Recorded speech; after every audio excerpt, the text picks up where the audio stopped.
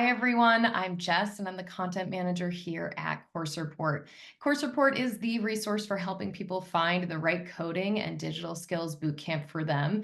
You can use the Course Report website to research and get matched to the best coding and digital skills bootcamps all over the world, as well as get insights on how to fund your own coding bootcamp experience. Today, I'm speaking with recent Coding Temple alumni who just wrapped up projects for their tech residency. So let me introduce these two software engineers. We have James Carlson and Jeff Chebul. James and Jeff, thank you so much for taking the time to chat with us today.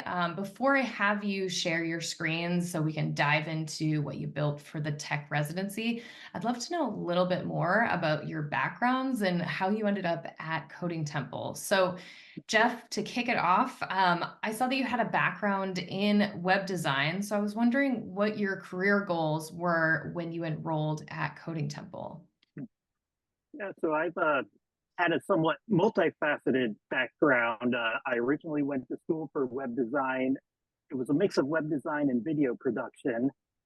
And I ended up working a little more in the video production and then took a 180 at some point and got into the pet care industry where I built a successful business for the last 15 years that I've been running. Uh, but I knew it's a job that's not going to see me through to retirement. It's not the most stable job. So I wanted something that would really move me forward. I wanted to get back working in web, which I always loved. But I needed to refresh my skills, and I was looking for what would be the best path forward and the clearest trajectory to retirement, which this felt like a great way. And I just learned I had a great ability with programming. And James, you have a background in web design as well and game development. So I was wondering why Coding Temple was that right next step for you in your career journey. Yeah, I love game development. That's like a big passion of mine. And kind of followed that into college and got my bachelor's in game development and design. And then also kind of just took a windy path through my career where I also ended up working in video production as well as graphic design, and just had kind of a lot of different experiences that weren't always going to be that helpful for getting a job in either game development or game development can be a very hard industry to get into. So I was also kind of looking for adjacent, like I would love to like build up my my experience as a coder. And so I did have a little bit of freelance where I worked with one local client and built some web applications for them. But really what I was finding is I was looking for more software engineering work. Was my experience was not enough to really make an impact on a lot of potential employers. So a big thing I wanted was more experience, build a bigger portfolio. And ultimately, I think my goal was to kind of gain some more confidence as a coder, to become a stronger coder, as well as just make sure that I'm doing, some of those best practices and ultimately just make myself more marketable as a potential employee. Yeah, that totally makes sense. Jeff, you were recently at Coding Temple as a bootcamp student. So what did that curriculum cover? Like, what were the main skills and languages that you learned? Yeah, we started going over HTML, CSS, which are the very basics, and then we moved on to Python, did a very extensive lesson on that where we learned a lot of Python in depth, where we got into object-oriented programming. Once we had a good idea how to do that, we started moving on to a few different languages, such as JavaScript and TypeScript. We learned different frameworks, React for the front end. We learned Flask for the back end. We just had a very extensive programming, learning pretty much everything we needed to know to understand the foundations of programming that we could build on with new frameworks and new languages over time once we're out of school. Wow, that is so much that they pack in such a short amount of time. James, let's talk a little bit about the projects. Were there a lot of projects assigned during the boot camp, and what kinds of things were you able to build there? Yeah, absolutely. I did the full-time track through Coding Temple, and it felt like, yeah, we had pretty substantial homework assignments every night, as well as like projects every weekend. So kind of, towards the beginning of the course, they were more kind of simplified, like command line interface um, assignments where you'd manage contacts or library books, that sort of thing. And then towards the end of our time at Coding Temple, we were building like e-commerce applications with a front end that users can use that communicates with a back end through API calls. So there were some that got, yeah, pretty complex, pretty involved. I think some of my favorites were some of like during our front end unit, we were learning how to use React and JavaScript, learning about API calls. So for some more kind of fun assignments, we had uh, a front end application making API calls to a Pokemon database, and then another one making calls to like a Marvel database. And that's a lot of fun when you're a big nerd like I am. That's awesome. I love that. So Jeff, let's talk a little bit about the tech residency program. How did you get into this tech residency after Coding Temple? Is there an application process? Mhm. The Tech Residency is a partnership that Coding Temple has with CoLab, which is a product manager boot camp. It's something that when we started, I was actually at Coding Temple in the cohort before James, and I did have to ask to get in to be one of the people that was involved with it. Moving forward with it in James' cohort, it became an automatic thing where every student was offered the opportunity to go through this. Very cool. And is this also like a full-time tech residency, or is it sort of part-time? You tuck it in wherever you can during the week? It was more of a part-time. It was something where most people that we were working with had full-time jobs, so we were trying to find a way to fit in everyone working on a schedule together, as well as just working independently. That makes sense. And James, when you got into the tech residency portion at CoLab, what were you hoping to achieve? Yeah, I think ultimately I kind of knew going in a lot of what I was going to get and was hoping to get was just more experience. Experience building bigger projects, experience working in a cross-discipline team, as well as just experience with more tools, potentially languages, just learning new things that we can carry with us forward and to um, add to our portfolio and hopefully help us in a job search. Yeah. And Jeff, overall, like how much time were teams given to build these tech residency projects? Was it a few weeks or just like 1 week or a couple hours?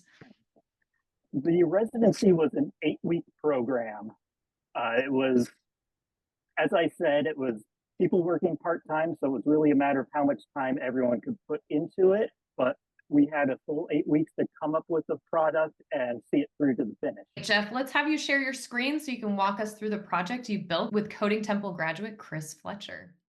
Tell us about Spork. What's sort of the mission behind Spork? What does it do? And what are its main features? Yeah, Spork is a product that we developed for people who have chronic illnesses. Idea behind this is based on something called spoon theory, created by a woman called Christine Miserandino. She came up with this analogy while she was at a diner with a friend who wanted to know about her chronic illness. And basically, she grabbed all the spoons that were nearby at the tables, had 12 spoons in her hand, and said, "These 12 spoons are my energy limitations for the day. I have to choose every activity I do, decide how many spoons I'm going to spend for each activity. And once I'm out of those spoons, I'm done for the day. I'm not able to do anything else." So we wanted to create something that would help people with these chronic illnesses find a way to understand their energy expenditure and figure out how to limit the effects of their activities to prevent going through a flare up or anything else that might, cause them issues health wise, potentially lead them lead them to the hospital. So we came up with this idea of Spork, which is tracks their energy, gives them a bit of insight, and helps them become a little bit more effective as a spoonie. This allows us to add activities through the day to see what we've been doing, what spoons we've added or spent for the day, like going to work for the day or taking a shower. As we see today, we've already taken a shower, made breakfast, and then we're able to see insights of how many spoons we're spending through the day.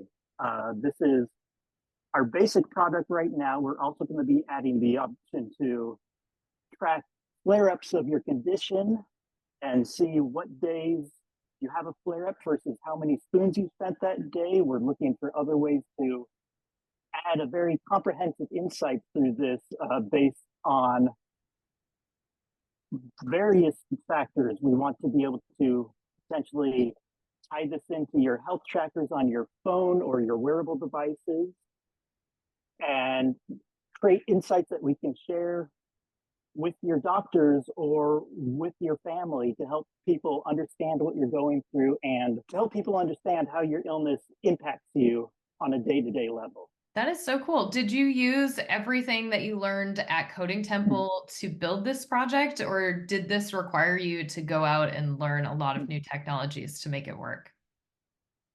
So we've used everything we learned in this using React on our front end. Currently, our back end is built in Flask. We learn new technologies as well. For instance, just this creating these charts was a new library for me that I had to learn for this page. We are currently I'm working with my backend developer, Chris, to learn the Django framework for backend because it's a bit more robust than Flask. Will give us a bit more flexibility to scale up and add more features over time.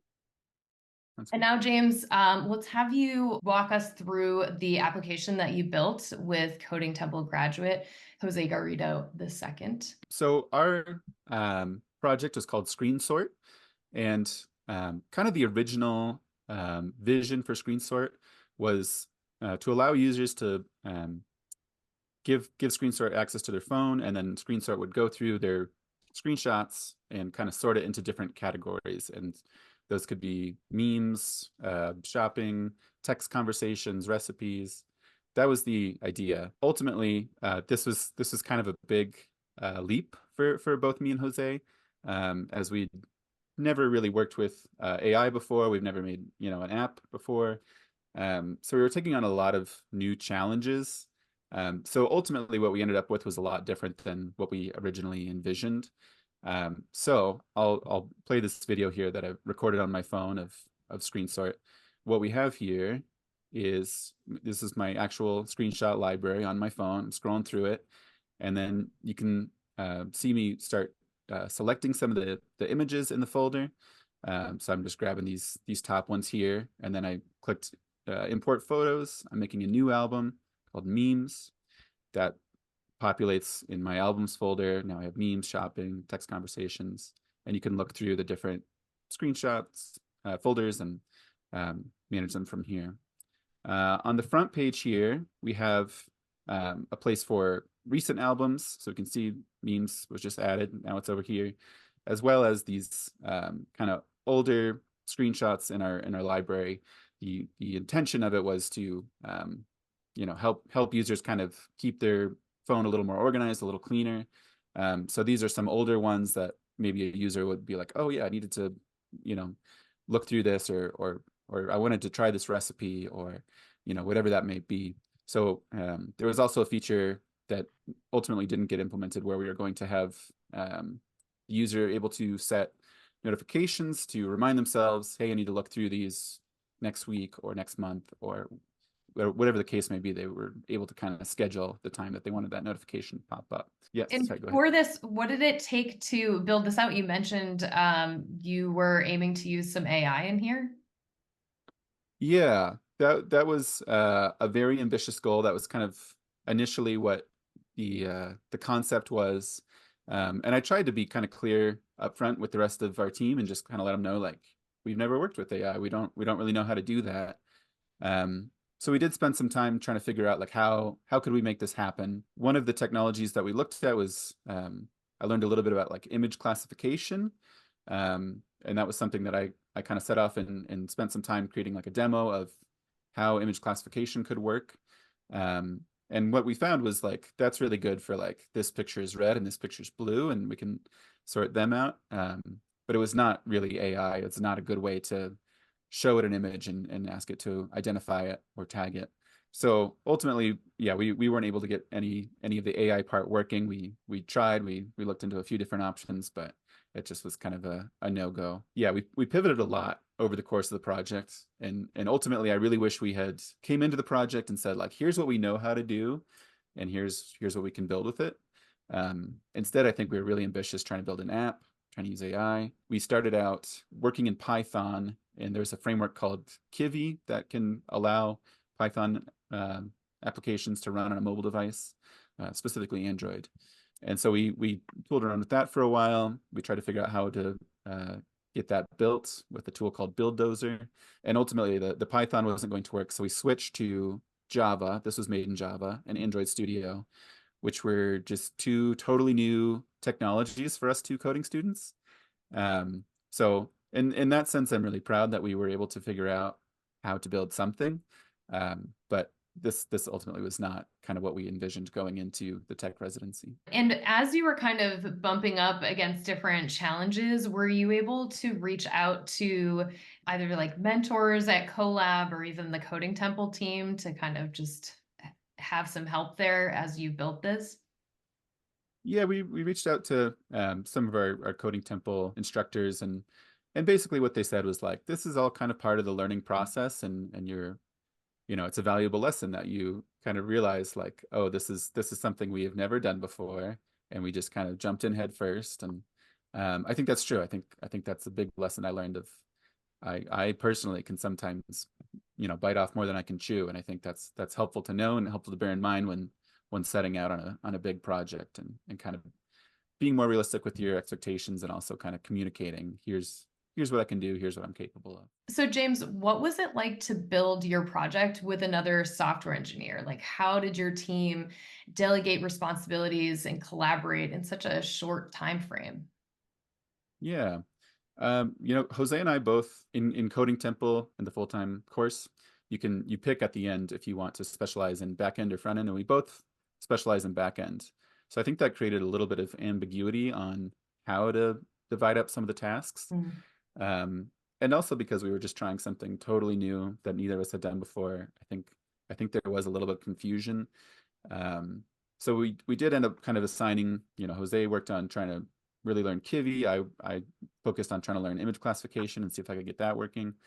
And ultimately, neither of those worked out. And I made the suggestion to Jose, I think we should just pivot completely to something where we can actually make an app, and try Java and Android Studio. So I think kind of throughout that process, I sort of became a little bit of like a de facto lead dev, just because I was kind of driving this idea of here's what we can build, here's what we should build. And I think at that point it honestly felt a little less collaborative. And so that's again this kind of regret that I have about like, we should have picked a project that I think would have been a really good speed for both of us, and kind of met us in our skills what we already knew, and not just diving into something unknown and trying to create something totally new with skills we didn't have. Yeah, it certainly sounds like you learned so much, but so many good things during this residency. And Jeff, I wanted to ask you the same question. When it came to you and Chris, how did you divvy up those responsibilities as you built out Spork? I think it was definitely a bit easier for us because I am more of a front end specialist and Chris was a back end specialist. So it was a bit clearer to see where that division is between us. Worked out really well. I did have a lot of confidence with the back end as well. So there were many points where Chris did have a few struggles that he needed a little bit of help with, and I was able to step in and give him some guidance. He also did get a lot of help from the staff at Coding Temple as well. when he came up against questions. Do you anticipate talking about this tech residency experience during upcoming job interviews? Yeah, I actually already have spoken about this in some interviews. It's something that for me, what we built, I was very happy with. It's something that I believe does add value to the world for people who live with these chronic illnesses. It's actually something that an idea that I came up with because it's close to home with a girlfriend that lives with a chronic illness. So it's something that what we've created and what we plan to move forward with is something that I'm fairly proud of, and I do believe shows my abilities very well to any potential employers. And James, at this point in your career journey, do you feel like Coding Temple was worth it for you?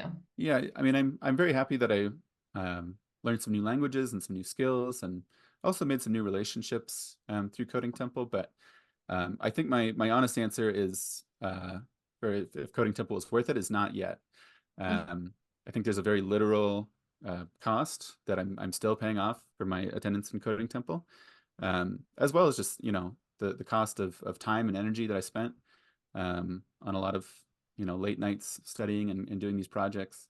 So I think in this job search process, ultimately once I find a decent job with a good salary, I think that will make it worth it. But I'm still in that job hunting phase, and it can be hard and discouraging. And so I think in this space that I'm in right now, it doesn't feel worth it yet. But I'm optimistic that I'll find something, and that it will be. And Jeff, what about you? At this point, are you feeling like Coding Temple was worth it for you? I do believe it was worth it. I knew my learning styles going in that I needed something where I was held accountable and had timelines that I needed to keep up with. If I was trying to learn outside of Coding Temple, I think it would have been a lot more difficult for me.